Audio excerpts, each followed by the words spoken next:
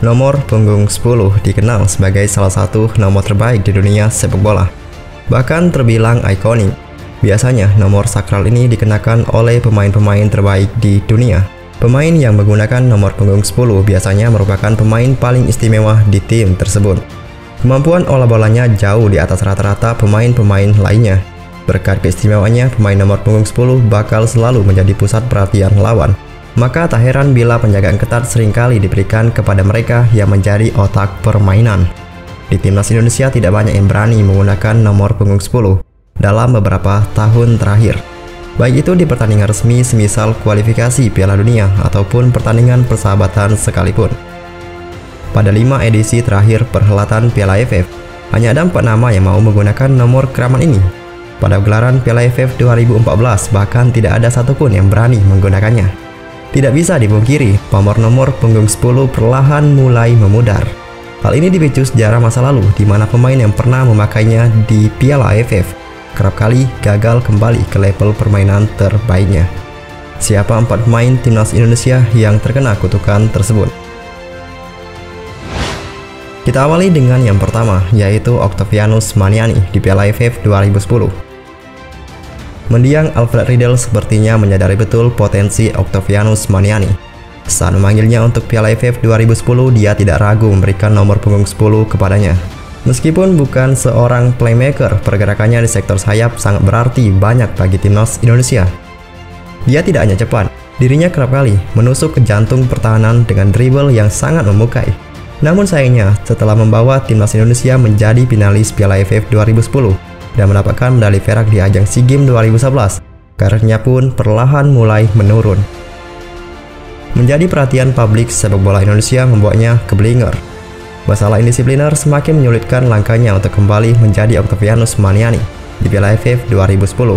Kemudian terlihat jelas rasa frustasinya tersebut sempat ditunjukkan saat menusuk wasit dengan gagang bendera, yang membuatnya dihukum larangan tanding selama beberapa bulan. Octavianus Maniani mencoba kembali ke lapangan hijau bersama Persiba Balikpapan. Tetapi karena pandemi COVID-19 membuyarkan impiannya, dan terkini dirinya dikabarkan telah resmi menjadi salah satu kader partai politik.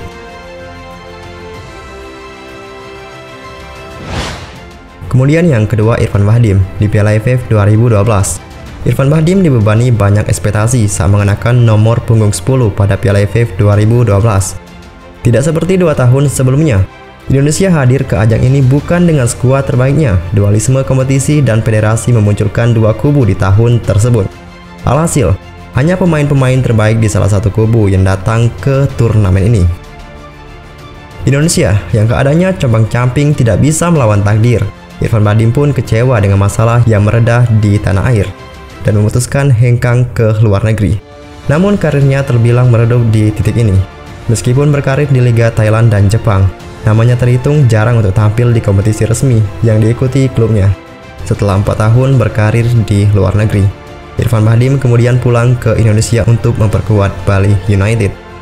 Setelah tidak banyak terlibat saat timnya meraih titel di Liga 1 2019, pemain yang kini berusia 33 tahun itu memutuskan untuk pindah ke PSS Sleman. Yang ketiga, Zulham Zamrun di Piala AFF 2016. Penampilan ciamik Zulham Zamrun di turnamen Piala Presiden 2015 menjadi bukti bila dirinya tengah dalam performa terbaiknya saat itu. Tidak hanya membawa Persib Bandung menjadi juara, dirinya juga dinobatkan sebagai pemain terbaik dan mencetak gol terbanyak.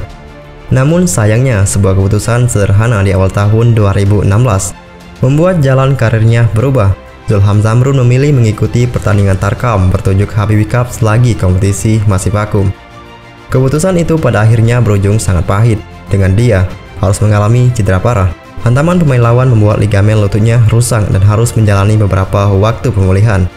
Meski telah berhasil sembuh, Zulham Zamrun kehilangan momen terbaiknya saat bermain untuk Persib Bandung di Indonesia Soccer Champion 2016. Meskipun hanya 2 gol yang berhasil dibuatnya sepanjang musim, namanya tetap masuk dalam daftar skuad AFF 2016. Tetapi kehadirannya bukan lagi sebagai penampil utama. Meski mengenakan jersey nomor punggung 10, dirinya hanya seorang cameo di tim arahan Alfred Riedel yang mampu mencapai babak final. Dan setelahnya karirnya tidak bisa dikatakan cemerlang, meski sempat bermain apik bersama PSM Makassar. Musim lalu, dirinya terlibat perkelahian di laga persahabatan yang melibatkan timnya PSG Pati, atau lebih dikenal dengan AH PS Pati. Dan yang terakhir, Stefano Lillivali di Piala AFF 2018. Penampilan cemerlang Stefano Lillivali di Asian Games 2018 gagal terulang di Piala AFF 2018. Padahal di perhelatan level Asia itu, dirinya mampu membawa timnas Indonesia U23 ke babak 16 besar. Tetapi kegagalan meraih target yang dibebankan membuat Luis Milla mundur dari kursi pelatih. Kekosongan tersebut membuat Indonesia terombang-ambing dalam ketidakpastian. Dan pada akhirnya Indonesia gagal menampilkan kembali performa terbaiknya. Bima Sakti gagal menduplikat kehebatan Luis Milla saat ditunjuk menukangi Stefano Lillivali dan kawan-kawan di ajang Piala AFF 2018. Walaupun bermain dengan pemain-pemain terbaiknya, Indonesia tetap gagal melangkah ke fase gugur. Kekalahan dari Singapura dan Thailand, hasil imbang dari Filipina dan satu kemenangan dari Timor Leste tidak cukup bagi Indonesia. Setelah kegagalan menyakitkan tersebut, pemain berdarah Belanda itu berhasil mempertahankan level permainannya. Dirinya membantu Bali United meraih supremasi tertinggi di Liga 1 2019. BRI Liga 1 2021-2022. Lillivali kembali mengantarkan Bali United menjadi juara. Namun musim 2022-2023 ia cabut ke Borneo FC.